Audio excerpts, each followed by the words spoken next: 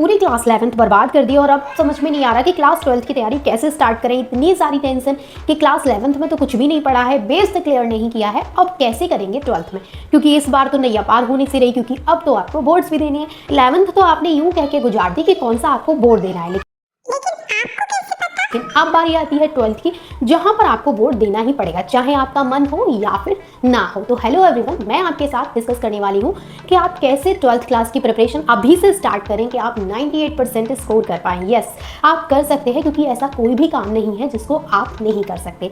बेशक आपने पूरी 11th क्लास को बर्बाद कर दिया है, बट फिर भी आपके पास ये पूरी साल पड़ी है जिसमें आप तैयारी कर सकते हैं। अब आप ऐसे मत सोचिएगा कि अभी अप्रैल है, मई से करेंगे, फिर जून से करेंगे, फिर धीरे धीरे आपका अक्टूबर नवंबर आ जाएगा, फिर धीरे धीरे आपके जो एग्जाम्स हैं वो आपके नज़दीक आ जाएंगे, एंड देन आप सर्च करेंगे कि 15 दिन में कैसे तैयारी करें क्लास 12th के बोर्ड की, है ना।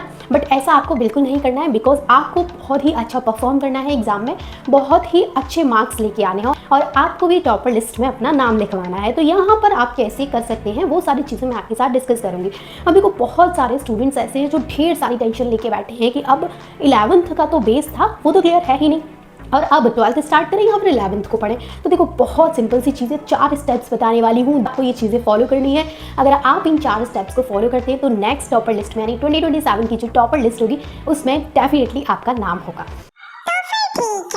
तो समझिए कौन कौन सी वो टिप्स हैं जिनको आपको फॉलो करना है। तो सबसे इंपॉर्टेंट ये है कि बहुत सारे जो स्टूडेंट हैं दिमाग में इतनी सारी टेंशन भर के बैठे हैं 11th क्लास को लेकर के, जबकि जब 11th क्लास चल रही थी तो उस दौरान वो आराम कर रहे थे कि कौन सा बोर्ड देना है, और अब जब 12th के बोर्ड आ गए तो उनको बहुत टेंशन है कि हमने तो 11th को बर्बाद कर दिया। तो बहुत सिंपल सी चीज़ है, पहला जो स्टेप है वो फॉलो करना है, वो ये है कि इन द पास्ट रूल, भाई पुरानी टेंशन को भूल जाओ। 11th जैसे तैसे करके हो गई ना, हो तो गई तो बस ठीक है, हो गई।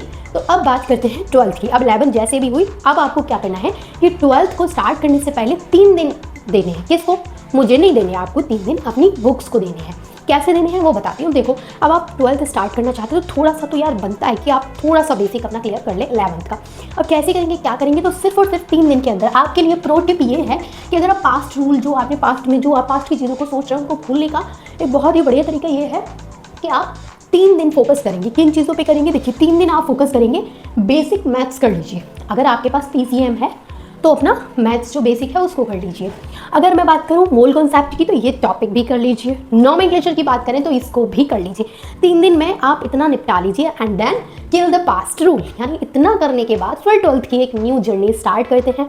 हम सब मिलके आपकी इस जर्नी को एंजॉय करते हुए चलेंगे, क्योंकि यहाँ पे किसी भी चीज़ को, अगर आपको 1 साल तक किसी चीज़ पे मेहनत करना है और आपका माइंडसेट हो गया कि आपको टॉप करना है, तो देखो स्टार्टिंग से ही पढ़ाई करनी पड़ेगी। वो वाली बात नहीं होगी कि हम लास्ट 1 महीने पहले पढ़ेंगे या 2 महीने पहले पढ़ेंगे, या फिर कोई टॉपर आपको बोल दे कि हमने तो 2 महीने पहले पढ़ाई की थी। तो ऐसा नहीं होता है भाई, वो पूरी साल पढ़ते हैं, लेकिन वो इसलिए नहीं बताते ताकि आप ना पढ़ो, ठीक है। तो वो पूरी साल पढ़ते हैं, चाहे वो छुप के पढ़ते हैं चाहे वो सामने से पढ़ते हैं, लेकिन वो पढ़ते ज़रूर हैं।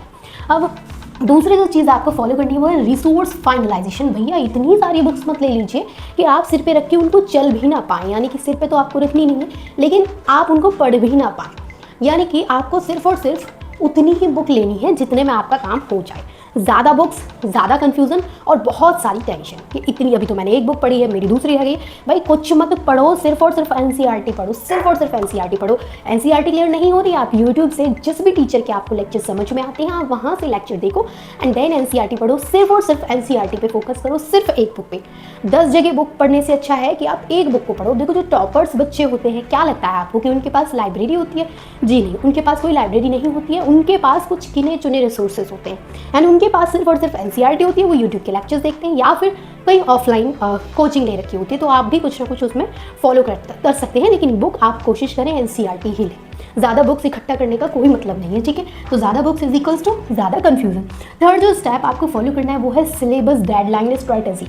यानी आपको क्या करना है कि अभी से माइंडसेट ऐसा लेके चलना है कि सितंबर अक्टूबर तक आपका 100% सिलेबस कंप्लीट हो जाए, ताकि आप 3-4 बार उसका रिवीजन कर सकें एग्जाम से पहले। जब आपके बोर्ड एग्जाम्स होंगे तो उनसे पहले आपको रिवीजन करने का ज़्यादा टाइम मिल जाएगा, क्योंकि रिवीजन आप जितनी बार करेंगे उतने ही कॉन्सेप्ट आपके अच्छे से तैयार हो जाएंगे। नेक्स्ट जो आता है आपका 4th नंबर, वो है daily ritual of a topper.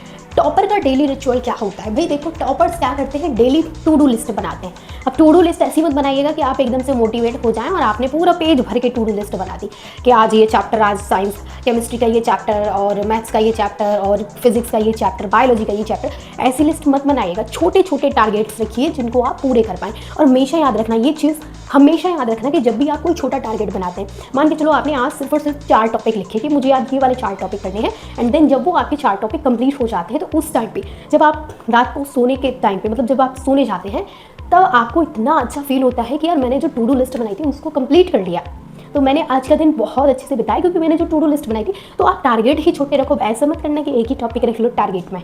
Target में कम से कम 3-4 टॉपिक आपको रखने हैं, बट उन पर डिटेल स्टडी करनी है एनसीईआरटी से, और आप ऑफलाइन कोचिंग या फिर यूट्यूब की हेल्प भी ले सकते हैं, ठीक है।